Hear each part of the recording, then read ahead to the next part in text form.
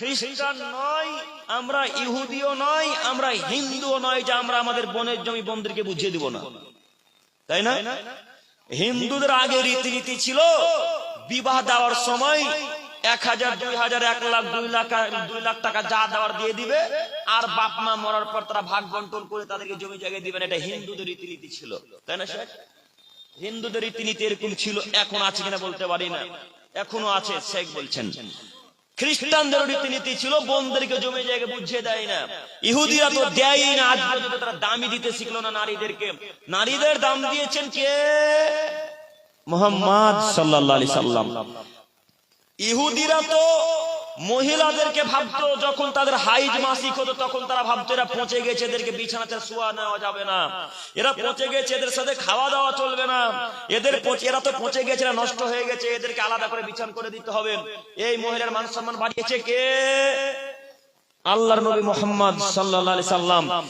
এই নবী আসার পর আপনি আপনার বোনের জমি বুঝিয়ে দেন না, তো আপনি তাহলে কি ইহুদি খ্রিস্টানের চাইতে ভালো না খারাপ? তাহলে তাদের সাথে যুক্ত। তো আপনি এখন পর্যন্ত বোনের জমি বুঝিয়ে দিলেন না, কিসের জন্য আপনি বলেন? এই যুবক ভাইরা, একটা আপনার আমার দিকে এক খেলে চেয়ে থাকেন, আপনাকে আমি মিরাজ দেখাচ্ছি, একটা আমার দিকে দেখেন। আপনার দাদুর মরা হলো আজকে 5 বছর। কয় বছর? 5 বছর। তো আপনার বাপেরা 3 ভাই আর ফুফুরা 2, টোটাল কয়টা? 5টা। তো আপনার বাপের যতটুকু বাপ আর আপনার ফুফুরও ততটুকুই বাপ, না দুজনের কম বেশি বাপ হয়?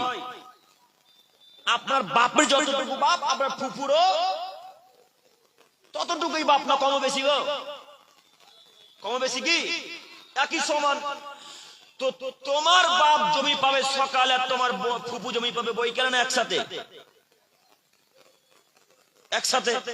তো তোমার দাদুর মরা আজকে 5 বছর হলো বেটা, তোমার বাপ এখন পর্যন্ত তোমার ফুফুকে জমি বুঝিয়ে দেয়নি। বলো তোমার বাপ কাপুরুষের বাচ্চা না হিন্দুর বাচ্চা? বলো তোমার বাপ মুসলমান না খ্রিস্টান না ইহুদি? তোমার বাপ এখন পর্যন্ত তোমার ফুফু জমি বুঝিয়ে দেয়নি। তোমার ফুফু যতবার জমি চাইতে এসেছে ততবার তোমার বাপ অহংকার দেখিয়ে বলেছে, যা তোর জমি জায়গায় চলে যা, আজকের পর থেকে আমার ডিহিতে কোনোদিন উঠবি না। তখন আপনার ফুফু নিরুপায় হয়ে বলেছে, ভাইয়া জমি জায়গা আপনার কাছে রাখেন, আমি জমি জায়গা নিব না। নিরুপায় হয়ে অত্যাচারিত ব্যক্তি যখন হয়ে গেছে তখন বলেছে, যা ভাইয়া জমি জায়গা নিব না। এরকম মিলে না কথা আমার? তো আপনারা মুসলমানের বাচ্চা, মুসলমান তাহাজ্জুদের সালাত আদায় করেন, 5 ওয়াক্ত সালাত আদায় করেন, বোনের জমি আজ পর্যন্ত বুঝিয়ে দিলেন না কেন? কেন বুঝিয়ে দিলেন না?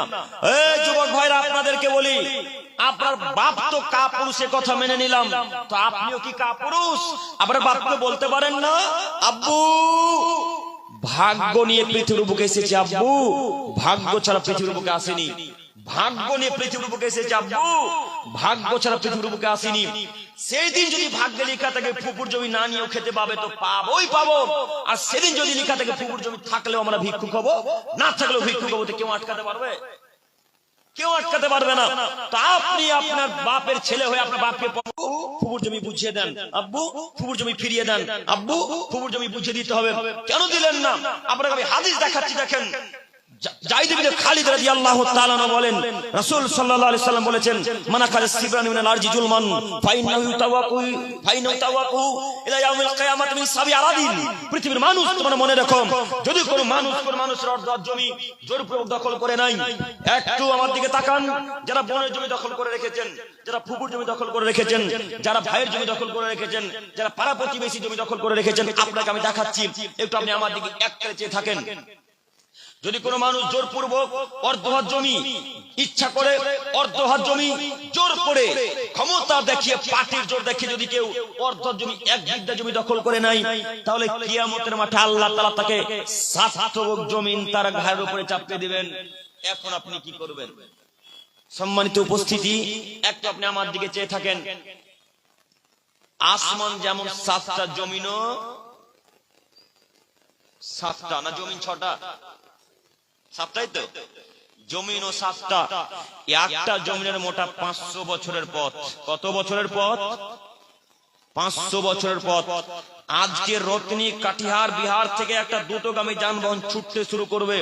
সব থেকে দ্রুতগামী যানবাহনের নাম কি? রকেট, না? তো রাসূলের যুগে রকেট ছিল না, রাসূলের যুগের কোন যানবাহনের উদাহরণ দিয়ে বুঝান আব্দুল করিম ভাই, আমরা সেটাই বুঝতে চাই, ওটাই আপনাকে বোঝাচ্ছি। দেখেন আল্লাহর নবীর যুগে সবচেয়ে দ্রুতগামী যানবাহনের নাম কি? ঘোড়া। একটা সব থেকে তাজা মোটা ভালো ঘোড়া 1 ঘন্টায় ছুটতে পারে 70 থেকে 72 কিলোমিটার। একটা তাজা মোটা ঘোড়া 1 ঘন্টা ছুটতে পারে 70 থেকে 72 কিলোমিটার।